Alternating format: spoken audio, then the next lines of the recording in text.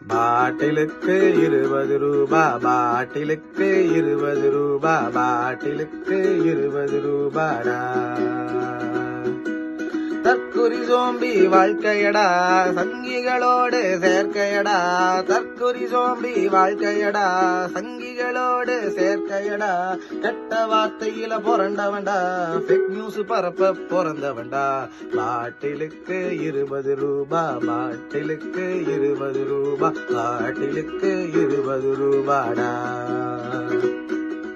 பாட்டிலுக்கு 20 ரூபா, பாட்டிலுக்கு 20 ரூபா, பாட்டிலுக்கு 20 ரூபாடா. பாடவே படிச்சிட்டியா?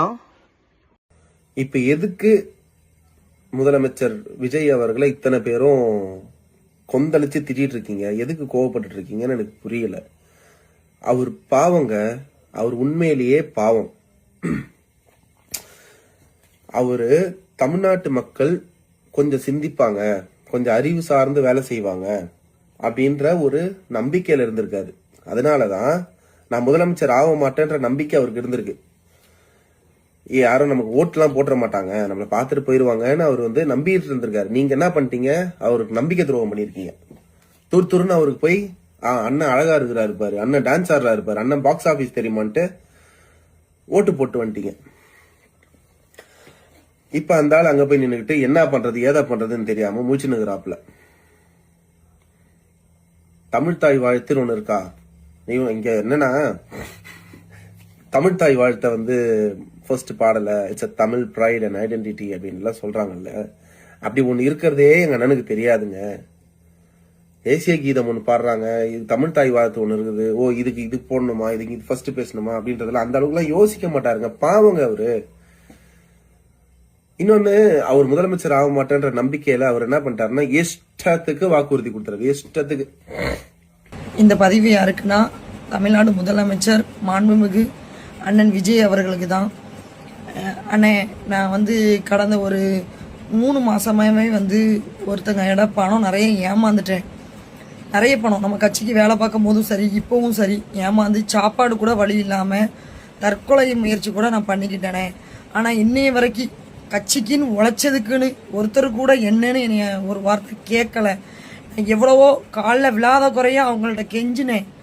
ஒன்று, எனக்கு பணம்லாம் ரீதியாக எனக்கு எதுவுமே நீங்கள் ஹெல்ப் பண்ண வேண்டாம், அட்லீஸ்ட் நான் அந்த பணம் கொடுத்தவங்கள்ட்ட கொஞ்சம் எனக்கு டைம் வாங்கி கொடுங்கன்னு.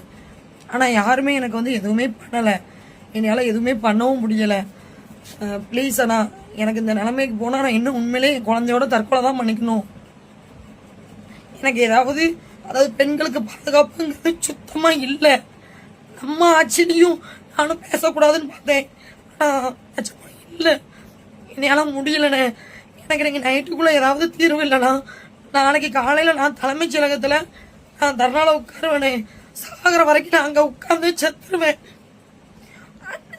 அண்ணங்கிட்டே தங்கச்சிக்கு உயிர் போனதாவே இருக்கட்டும்னே. என் பையன் நான் முதல்வர் திட்டத்தில் படித்து பிரான்ஸ்ல ஏர்பஸ்ல வேலை செஞ்சுட்டு இருக்காங்க. 5 லட்சம் ரூபாய் முதல்வர் ஸ்டாலின் அவரோட தயவால அவ்வளவு நல்லது பண்ணியும் இந்த தமிழ்நாட்டு மக்களுக்கு தோக்கடிச்சிருக்காங்கன்னும் போது மனசே எனக்கு கொஞ்சம் கூட ஆறலைங்க. வேற என்ன சொல்றதுன்னே தெரியல, ஏன் தான் இப்படி இருக்கிறாங்கன்னு தெரியல, ஒண்ணுமே புரியல. பாருங்க, என் பையன்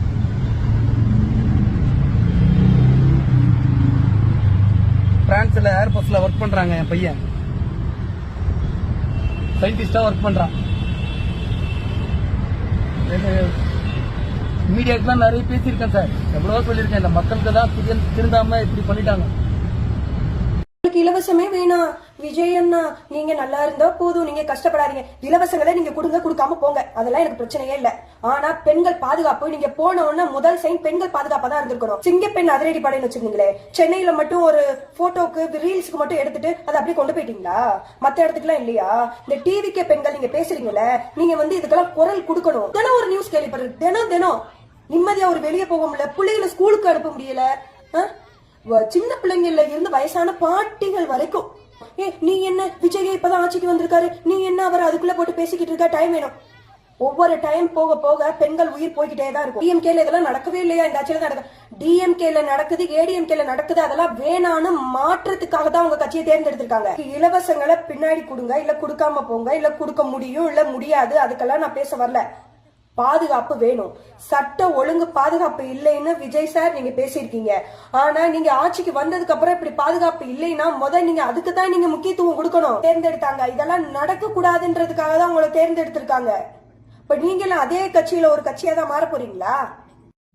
இந்த 2-3 நாளாக இன்ஸ்டாகிராம், எஃபி, சோஷியல் மீடியா ஃபுல்லாக ரூட் மாஃபியா அப்படின்னு ரூட் மாஃபியா பற்றி பேசிகிட்டு இருக்கோம். Let me tell you something.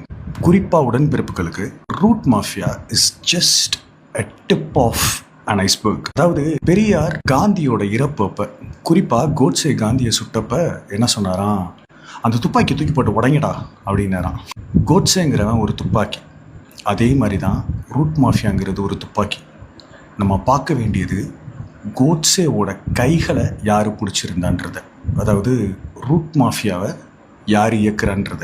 வெறும் ஒரு பிஆர் நெட்வொர்க் வெறும் 5-6 வருடங்களில் இவ்வளோ பெருசாக வளர்ந்தது எப்படி?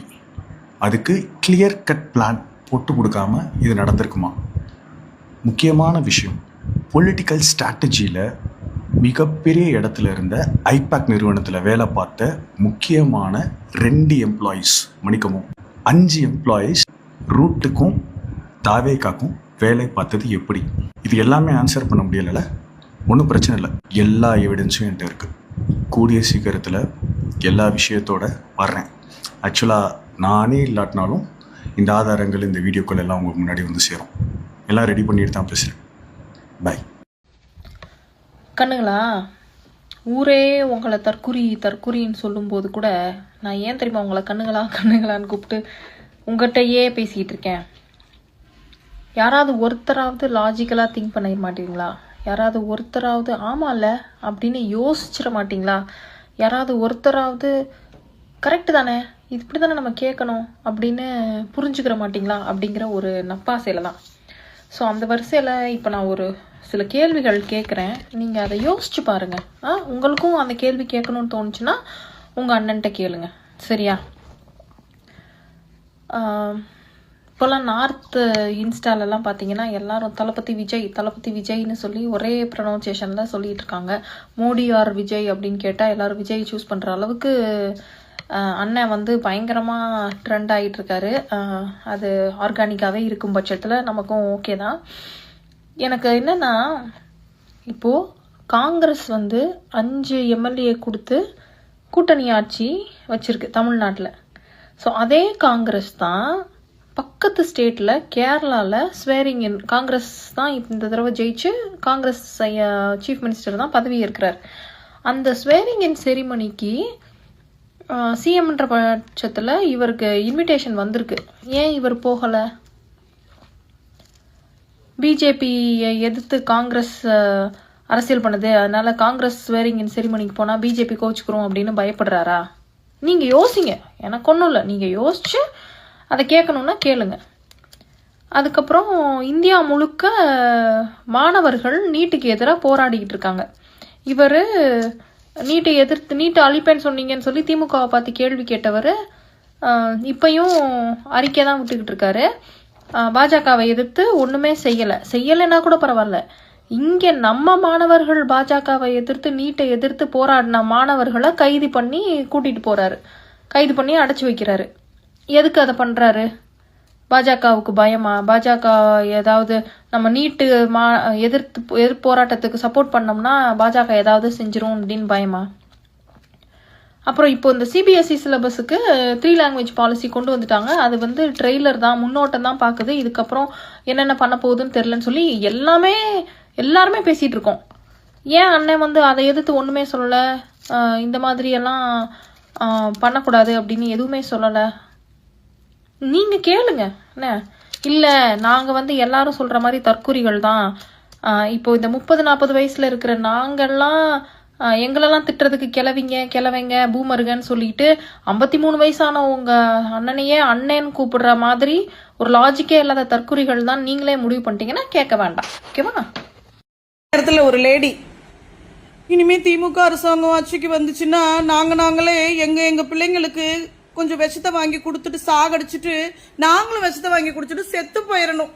ஏன்னா திமுக ஆட்சியில பாதுகாப்பே இல்லை.